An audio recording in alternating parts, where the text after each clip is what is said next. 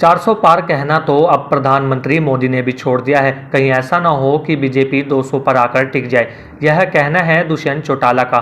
दरअसल लोकसभा चुनाव के चलते आज पूर्व उप मुख्यमंत्री दुष्यंत चौटाला अपनी पार्टी जजपा के प्रत्याशी नलिन हुड्डा का नामांकन पत्र भरवाने के लिए फरीदाबाद पहुंचे थे, जहां पर दुष्यंत चौटाला ने कांग्रेस और बीजेपी पर निशाने साधते हुए कहा कि पिछले लंबे समय से फरीदाबाद की नुमाइंदगी राष्ट्रीय पार्टी के नेताओं ने की है और कोई बता सकता है कि फरीदाबाद का कोई भी मुद्दा किसी ने लोकसभा में उठाया हो।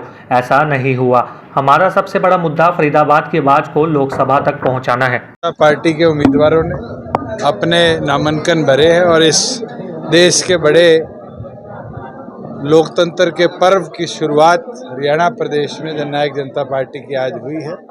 और मैं मानता हूं कि युवा हो, महिला हो, कर्मचारी हो, छोटा दुकानदार हो, किसान हो, प्रत्येक वर्ग जननायक जनता पार्टी के पक्ष में बढ़ चढ़कर मतदान भी करेगा और ऐतिहासिक जीत हमारी कई सीटों पर होगी। जनता ने मन बना रखा है कि जनता परिवर्तन चाहती है और ख़ास तौर पर फरीदाबाद की जनता ने जो एक बहुत लंबे समय से राष्ट्रीय पार्टियों का यहाँ कब्जा है, आज हरियाणा की आवाज़ पार्लियामेंट में मिले, हरियाणा के मुद्दे को पार्लियामेंट में उठाने वाले व्यक्ति को चुनकर फरीदाबाद की जनता भेजने का काम करेगी। आज के दिन तो सिटिंग आपके सांसद है, मंत्री रहे हैं केंद्र में, और जिस तरह की अंडर डेवलप्ड स्मार्ट सिटी कहलाने के बाद भी फरीदाबाद है, आज जनता उनको हटाने के लिए मत का ताकत का अधिकार इस्तेमाल करे। आप जब कह रहे हैं कि राष्ट्रीय पार्टियों का कब्जा है, आपकी प्रादेशिक पार्टी है, तो ऐसा उसका क्या मैनिफेस्टो जो लोग आपके देखो, सबसे जरूरी चीज देखने की है 10 साल हरियाणा प्रदेश के अंदर अधिकतम सांसद भारतीय जनता पार्टी के रहे और उससे पहले 10 साल कांग्रेस के रहे। कितनी बार हरियाणा की जनता की आवाज को पार्लियामेंट में जगह मिली, इश्यूज को वहां उठाया गया। केवल मात्र बड़ी पार्टियों की छतरी के नीचे छिपकर राष्ट्रीय मुद्दों के नीचे अपने प्रदेश के, अपनी कॉन्स्टिट्यूएंसी के मुद्दों को छुपाना, ये जनता समझने लग चुकी है। और यही इस चुनाव का लक्ष्य है कि हरियाणा की आवाज को पार्लियामेंट में हम जगह दें।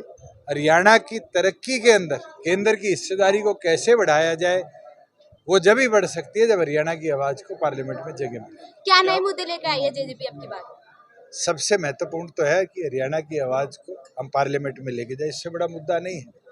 और जनता इसको समझती है कि केंद्र में हिस्सेदारी मिलेगी तभी हरियाणा के हित के कामों को बढ़ोतरी। चौधरी साहब, आज आपने प्रेस कॉन्फ्रेंस जो मैंने सुनी है उसमें ये कही है कि आगरा नहर में दिल्ली का पानी बहता है केमिकल का, उसकी जो आवाज उठाई जाए, तो आप मैंने स्वयं, जब मैं पार्लियामेंट में था और उस समय उमा भारती जी मंत्री होया करती थी जल संसाधन, ये बात पार्लियामेंट में रखी थी कि 750 करोड़ खर्चने के बावजूद भी जमुना जी साफ नहीं हुई। और आज तो वो हालात बद से बदतर हुई है, जबकि एनजीटी के इतने रेगुलेशंस आए।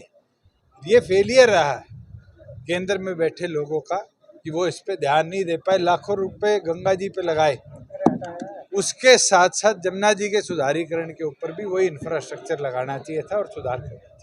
क्या लगता है चौधरी साहब, बीजेपी के 400 पार के नारे को कैसे देखते हैं? 400 पार तो प्रधानमंत्री ने बोलना छोड़ दिया। मैं तो पिछले एक हफ्ते से प्रधानमंत्री के मुंह से 400 पार की बात नहीं सुनी। आज मुद्दा 400 पार का नहीं है। 1977 में Indira is India, India is Indira नारा दिया था। जनता ने क्या किया?